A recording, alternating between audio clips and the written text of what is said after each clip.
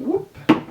So, after It Follows and The Witch, here we have the last of the most often requested, recommended movies, 10 Cloverfield Lane. Another secret J.J. Abrams project, and well, this one does sound a lot like a sequel or perhaps a prequel to Cloverfield.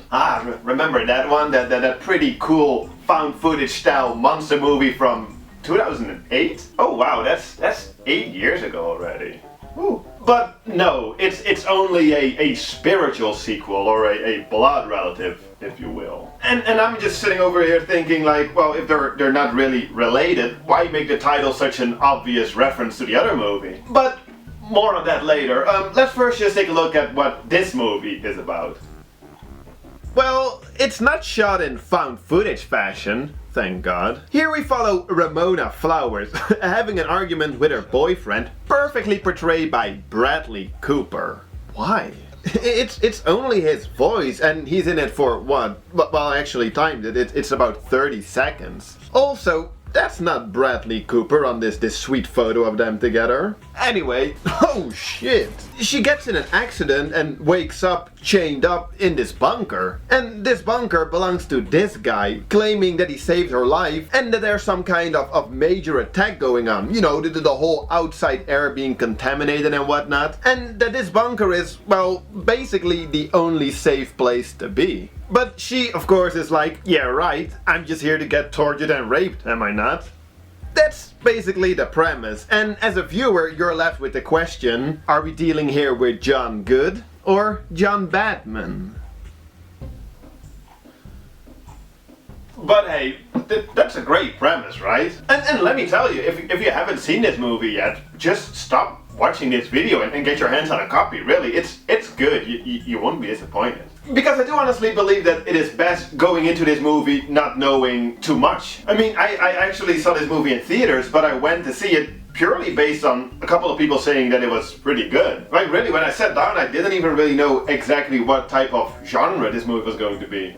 But it was good. I had a great time. I was like, oh, what's going on? Yeah, I was pleasantly surprised. So yeah, check it out, and in the meantime, let me try and explain why I think this movie works so well.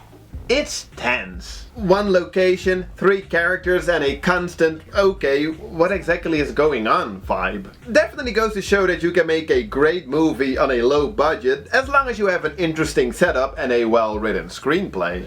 Well, I'm saying low budget, but it was still made for what, some $15 million? I mean, for that amount of money I'd be able to make about 15 million low-budget movies. But hey, what do I know? I like the characters. Besides Mary Elizabeth Winstead and John Goodman, we also have Emmett, played by John Gallagher Jr., who we also saw earlier home invading in Hush. I like that guy. Here he plays the third person in the bunker who claims to have helped build it and fled to it as soon as the supposed attack started. Okay, cool.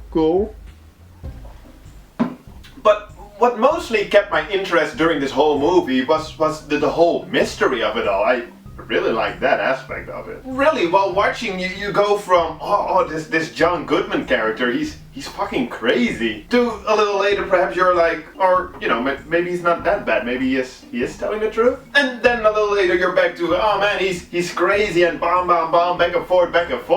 That worked pretty well in this movie. Although, in a way, it might also be a little flaw. Since, after you've seen this movie once, the mystery is over. Like, it doesn't work that way a second time. Which makes this movie a little less rewatchable than some of the other great movies that I've recently seen. But I guess that's just kind of the risk with a very much mystery-driven plot or movie.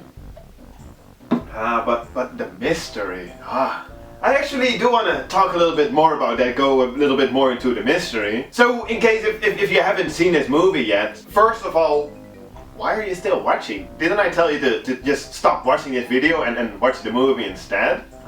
So I see, you're a rebel. I like that. But still, really, skip to, like here, this time mark in the video, because I'm going to spoil the living shit out of this movie, and you really don't want that if you haven't seen this movie yet. Okay, so don't be so rebellious. Okay, let's go. I both really like and hated the ending. Let me explain. So, a lot of shit goes down, but eventually Ramona Flowers does manage to escape from the bunker. Nice, but oh shit, not so nice, because there actually is an attack going on by giant aliens. Bummer. And that's cool. I like that. I do. It's a nice reveal. The John Goodman character wasn't completely full of shit after all, but I hated the fact that from this point on, we still get another 50 minutes of bullshit where she fights off this huge monster and goes on to join the resistance and shit. That's just too much. First of all, it's so over the top, but secondly, and for me personally maybe more important, it doesn't matter. It's completely irrelevant to the rest of the movie, you know, the 90 minutes you've just been watching. It really should have just been like this. Oh yes, I finally escaped. Dee-lee-lee-lee. Oh no, my suit ripped. But the birds are fine. And so am I. There's nothing going on after all. Huzzah! Or wait, what is that? Come on.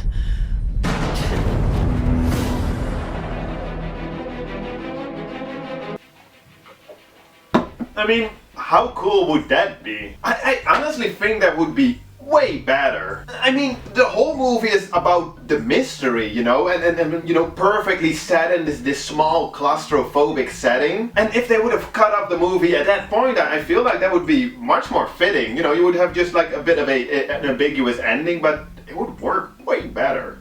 I don't care if she joins the anti-alien squad or not. It's completely irrelevant in my opinion. I mean, I love how the whole movie, like literally the whole movie was in this one setting. It's just a small movie, like tense, small few characters. And then in the end they try to make it into this huge epic thing. It's completely unnecessary. Like really, what did those last 15 minutes really add to the movie? Also, I kinda hate that they had to link this movie to Cloverfield. You know, a movie about a ginormous alien monster. Kinda ruins the whole twist to this movie, don't you think? Really, like how cool would it have been if this movie was simply called 10 Main Street Lane or something like that, and you know, like, you know nothing about it, you go into the movie and you're like, bang, like everybody would have been taken by surprise. I'm like, oh man, that's a missed opportunity. That's my major beef with this movie, but really, besides that, it's Initially I had some problems with the main girl at one point turning into some type of like MacGyver chick, but come to think of it, it honestly wasn't that bad, you know, like, I'll buy it. So, in conclusion, what we have here is just a small, suspenseful, claustrophobic little thriller with great characters and performances that makes great use of its mystery-themed premise. Perhaps not super rewatchable, but without a doubt, definitely worth checking out at least once. Yeah. Cheers.